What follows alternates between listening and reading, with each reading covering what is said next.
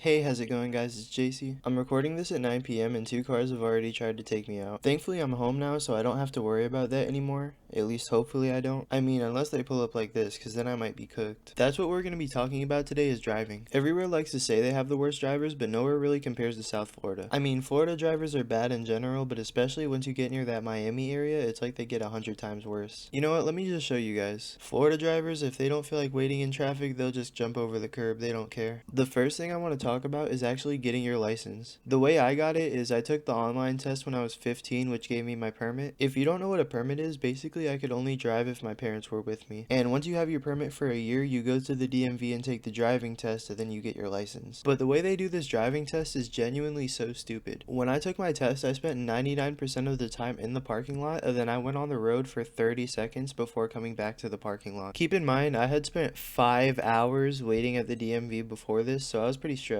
It was the middle of the Florida summer and they made us wait outside for most of the time. Not to mention, the actual person that was in the car grading me on my test was treating me like I had just tried to drown her goldfish or something. I was trying to talk the whole time, but she was having none of it, which sucked because it meant I couldn't talk my way into getting a better grade. But I remember the hardest part of the test being parking. I took the test in my dad's big ass SUV, which now I can park that car fine, but for some reason around the time of me taking this test, I just forgot how to park. Keep in mind, while I had my permit, my dad would let me drive like twice a week, which meant I had to park twice a week for a full year. So I was normally pretty good at parking. Maybe it was the stress that made me forget how to park, but I ended up hitting a cone. I didn't even think I hit it at first until the instructor told me. Either way though, I finished my test and I get my score just to find out that I barely passed. Not barely passed, I mean I didn't do that bad, thankfully. I messed up on some of the pettiest parts too, that's why I lost so many points. I mean, maybe I would have done better if I wasn't just cooking in the sun for 5 hours, but who knows. I just feel like there wasn't enough actual driving on the driving test as there should be. I feel like it's sketchy enough to let them drive on the regular road after only being on there for 30 seconds during the test, but letting them on the highway after that is crazy. I feel like the level of responsibility scales up because there's a difference between almost hitting someone while going 30 miles an hour and almost hitting them doing 80. If you spend long enough driving, you'll see some crazy things. Like I've seen people going the wrong way and driving completely normally. You'll also see people almost get into fights. Half the time it's not even a surprise because the road is where you'll find most of the dumbest people alive.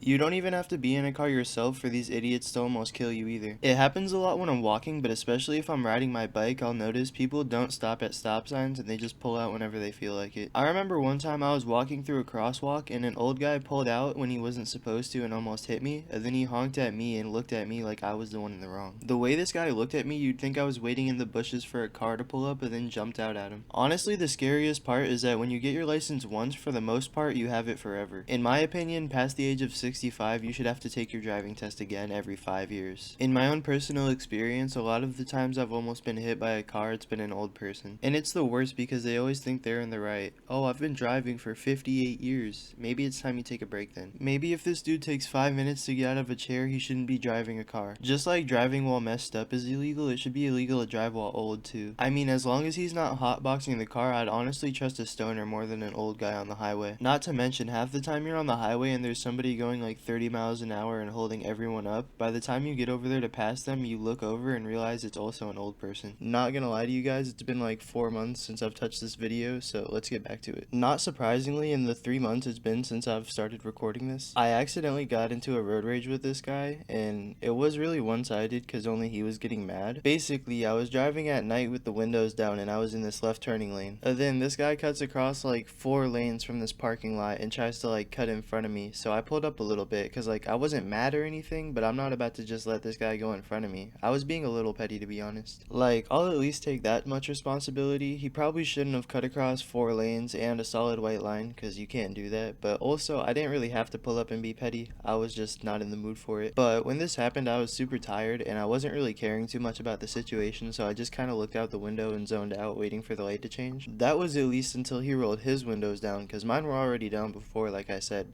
And he could probably see me through his windows, but I couldn't see him. And then he rolled his windows down and started to yell. And at first he wasn't too crazy. He just yelled out his window and he was trying to say that apparently he wasn't trying to cut in front of me. He was trying to get to the other turning lane because it was like double turning lanes. And I guess he was just trying to get by. So now my half asleep brain is trying to think of what I should say because I can't really back up because now there was cars behind me too. and I was trying to think of like what should I say in this situation, and I guess I took too long because he started freaking out. Because after like 3 seconds of me thinking what to say, and like I wasn't gonna apologize because like you can't do that, but he started saying a whole bunch of crazy stuff. He's like, yeah, stay quiet like you should. And I was so confused because like I'm so tired. I didn't think that this was gonna be like an arguing kind of situation, because who really cares that much? I guess he did though. And I hit one of these. I was like, what, me? Like, I didn't say anything out loud, but like I did this like motion to myself. I was like, are you serious? And he was like, yeah, you got nothing to say? Like, honestly, bro, no, you're a grown-ass man yelling at a teenager right now because I didn't let you cut me in line. Are we serious? I think he saw me start to smile too, because like this was really funny to me, at least in the moment. Like, I'm not scared of this guy, it's just embarrassing for him. I think he really just wanted a reaction to validate how he felt, because after that he started trying to fight me. He was like, yeah, before I get out of this car and beat your ass, you're lucky I don't get out of here, and blah blah blah, all that. And he was just tweaking. And as badly as I wanted to rage bait this guy and piss him off even more, I was not trying to have the car get messed up, because he easily could have hit it and then just drove off, but I was not trying to have that happen. But after he said that, just the stupidity of the situation and the fact I was half asleep, just I started laughing so hard. And I guess the fact that I was laughing at him and not being terrified like I guess he was expecting me to since I was younger, he got super mad and backed up and floored his car like I was supposed to be scared or whatever. And he goes and cuts off the car in front of me, which is like whatever. I don't really care that much because I didn't care in the first place. He's the one that was mad. And now we're going down the same street and I'm trying to get home. I have no idea where that guy's going, but he's in front of me now